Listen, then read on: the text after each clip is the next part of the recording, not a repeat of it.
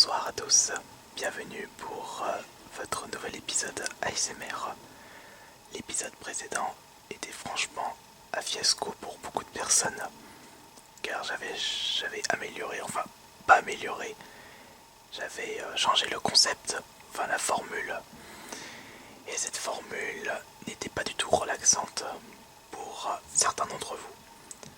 Peut-être avec ce micro là que j'ai dû mal régler, ce que j'utilise pour mon appareil photo réflexe pour les vidéos. Peut-être que vous avez préféré l'ancien micro que j'utilise actuellement, un micro tout pourri mais plus efficace dans la relaxation. Donc on va garder l'ancien micro, l'ancienne caméra pour les ASMR si vous préférez cette formule là. Alors aujourd'hui, ou plutôt ce soir, nous allons découvrir un nouveau collector. Une édition collector pas du tout badass, de petite taille, sur un jeu de guerre.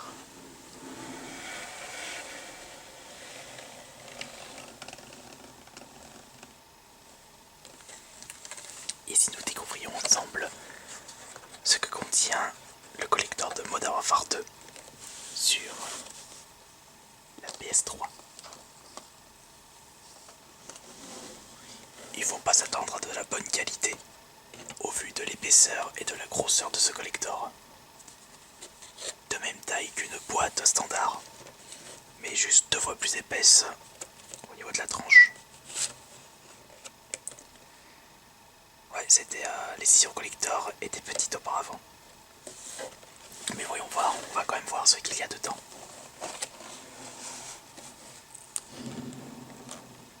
Le jeu événement de l'année par jeuxvideo.fr. No comment. Il y a eu, c'est pas que je veux critiquer, c'est pas que je taille Call of Duty, c'est juste que des jeux événements, si je regarde l'année, voyons voir, en 2009, il y a dû avoir des meilleurs jeux qui sont sortis. Je suis plutôt d'accord sur le fait que c'était le jeu le plus attendu. Alors là, je pense que je ne vais pas cracher là-dessus puisque c'est forcément vrai, puisqu'il y a eu énormément de personnes qui attendaient ce jeu. Il fallait voir justement le chiffre qu'il avait engendré lors de sa sortie. Le chiffre d'affaires, les bénéfices colossaux. Alors voyons voir. Le jeu, je l'ai acheté chez Easy Cash pour 8,99€. Un bon petit prix d'ailleurs pour un collector. Un petit peu abîmé, ça a été rescotché. Mais je me suis dit je vais quand même le prendre, parce que je le possédais pas dans la collection, et surtout par conséquent je ne avais pas fait de vidéo ASMR. Nous allons voir ce que contient ce collector. Pour commencer,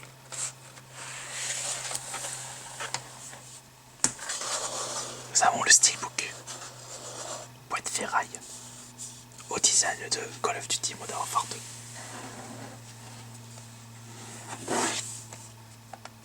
Derrière, de la neige. Si je me trompe pas, c'était en rapport avec la seconde mission du mode histoire. Je sais plus si quand on se retrouve dans la neige, si c'était dans le Modern Warfare 1 ou Modern Warfare 2. L'intérieur, classique. Le jeu juste ici, rien en dessous.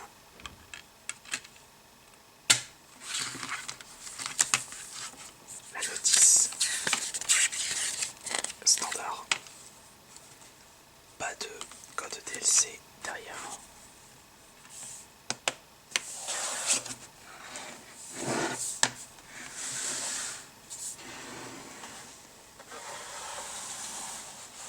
On va voir la suite.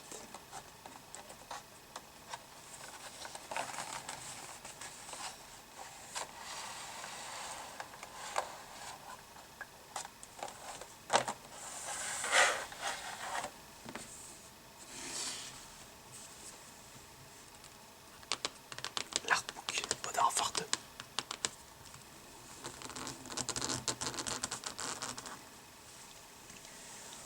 En espérant qu'il y a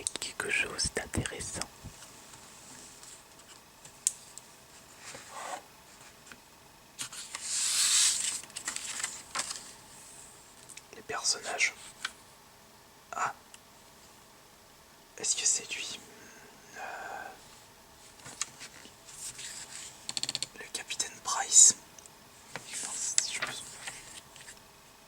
Voyons voir. Non, parce que pour moi, ce personnage, c'est Capitaine Price dans Call of Duty. Pour préciser là-dedans, nous avons les conceptions, de concepts.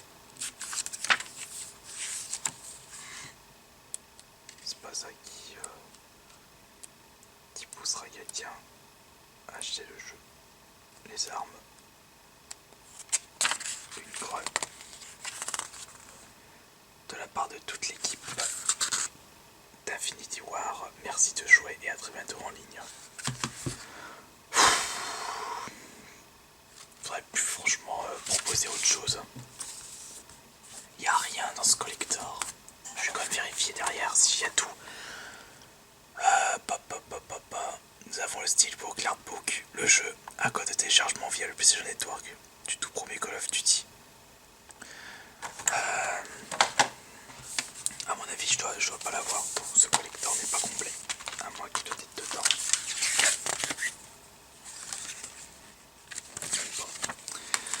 Eh bien, on peut dire que ce collector c'était vraiment misérable. Comme pas possible. Enfin, pour ceux qui font, pour les personnes qui font une collection de Steelbook, au moins ça peut être pas mal. Après, vous allez me dire 8,99. Ouais, c'est vrai que par rapport à d'autres collectors, c'est quand même un petit peu cher pour le peu de contenu proposé. Voilà, c'est franchement un des pires collectors que j'ai pu vous présenter.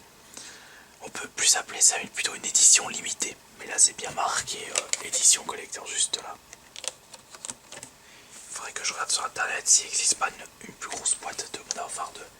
Mais il faut dire qu'à l'époque, ce n'était pas la priorité aux constructeurs et aux éditeurs de proposer des gros paquets de contenu pour promouvoir leur jeu et pousser les consommateurs à mettre un prix beaucoup plus haut pour avoir des accessoires en plus. Après moi, je ne fais pas partie de ces consommateurs, puisque moi je préfère attendre pour le trouver beaucoup moins cher sur internet ou dans les vides-greniers ou plus dans les magasins et ne pas mettre une centaine d'euros dans une grosse édition collector. La seule fois où j'ai mis le prix fort, c'était pour le Sonic Génération. J'ai mieux fait parce que maintenant il est devenu introuvable et il est surtout plus cher de son prix de départ. Donc voilà, j'espère que cet épisode ASMR vous aura plu. À l'ancienne formule, puisque vous préférez quand même cette formule plutôt que la nouvelle que je vous ai proposée la dernière fois. Et je vous dis bonne nuit à tous. Et on est à lumière.